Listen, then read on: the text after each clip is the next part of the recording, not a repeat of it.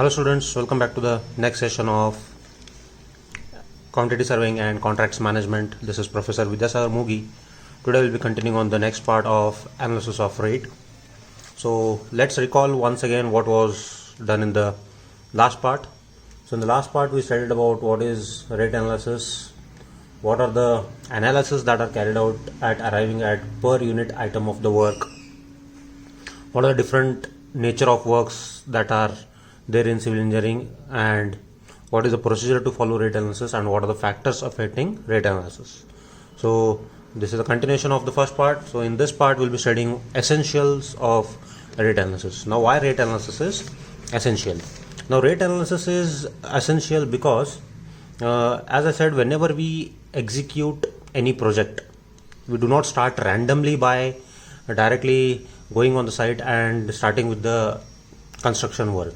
So before any work is to be done, we require proper planning. How will the building look? The outline review of how will be the final finished structure. So all those things are firstly studied. So to undergo that project work, what are the amount of materials required, what are the labors required, what are the labors required at different stages, what will be the expenditure for completing that project.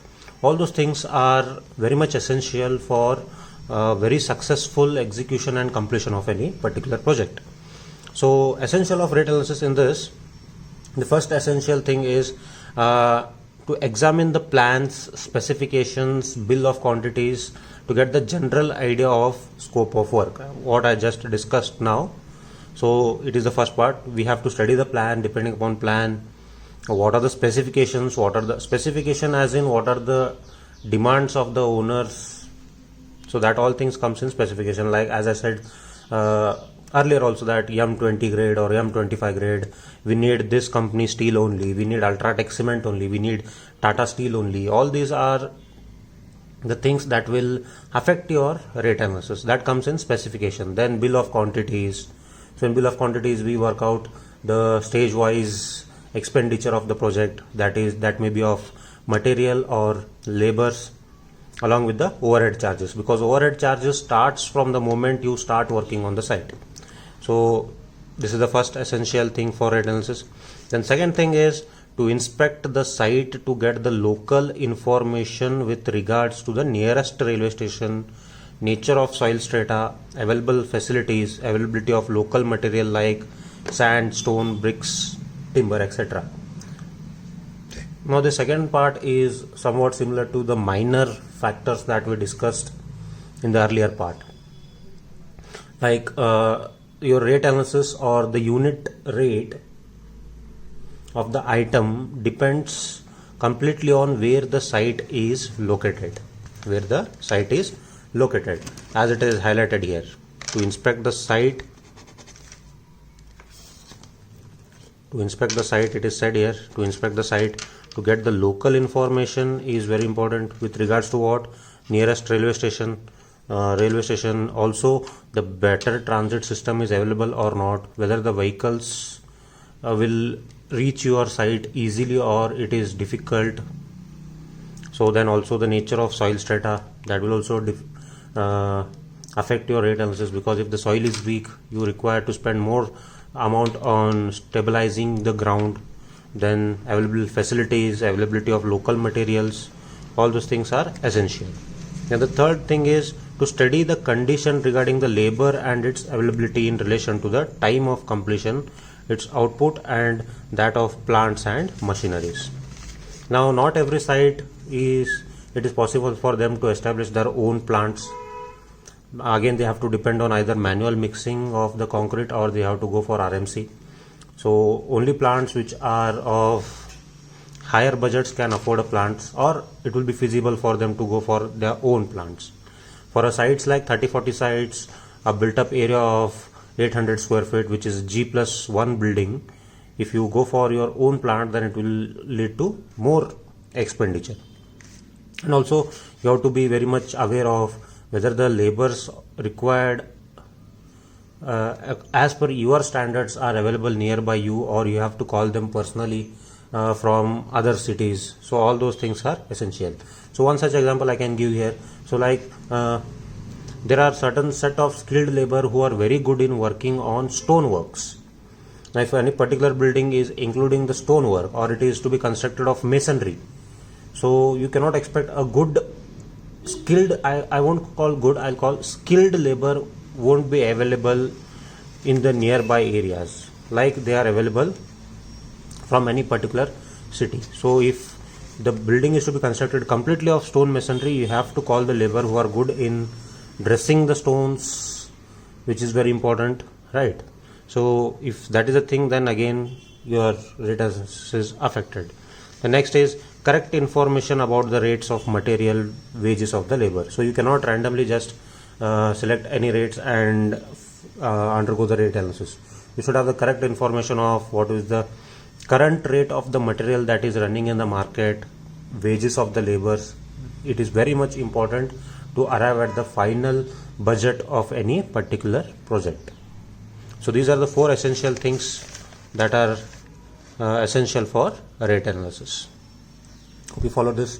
Then the next part we'll study is the labor required for rate analysis. Labor required for rate analysis.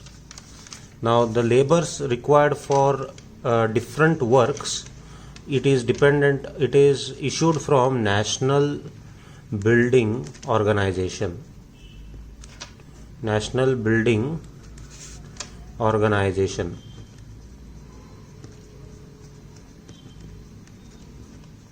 So National Building Organization have issued a report, so which suggests some of the labors required for different natures of work, right? So first we'll discuss earthwork in excavation and filling. Earthwork in excavation and filling. So earthwork in excavation and filling, when the laborers work on this on the site, so the quantity of work and their wages are decided on this value. Now on an average, the quantity of work that can be carried out on site for one day is 28.3 meter cube or 100 cubic feet per day. If it is in terms of meter, then 28.3 meter cube. If it is in cubic feet, inches, then it is 1000 cubic feet per day. So to carry out this much amount of work, that is 28.3 meter cube per day of work, the number of laborers we require is 1 bishti is required, 5 beldars are required, and 4 mazdurs are required for one day. That means this much numbers of labor can carry out the work of 28.3 meter cube per day. That is for what? Earthwork in excavation and filling. Earthwork in excavation and filling. Next comes cement, lime, plain concrete. So cement, lime, plain concrete, it is 2.3 meter cube of work is done for one day. So 2.83 meter cube of work is done for one day. To execute 2.83 meter cube of work for one day, we require 2 beldars, 3 mazdurs, 1 bishti, and 1 mason. So we require 2 beldars, 3 mazdurs, 1 bishti, and 1 mason. So that is for execution and completion of 2.83 meter cube of work. Then next comes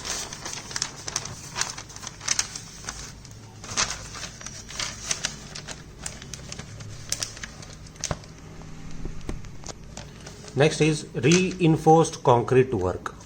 So in reinforced concrete work, it is first one is laying of concrete.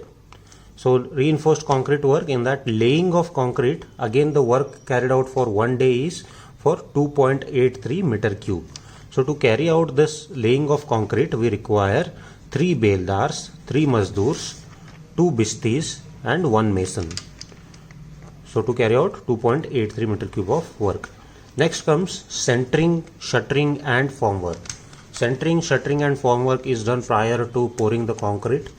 So that is considered as 100 square feet of work per day.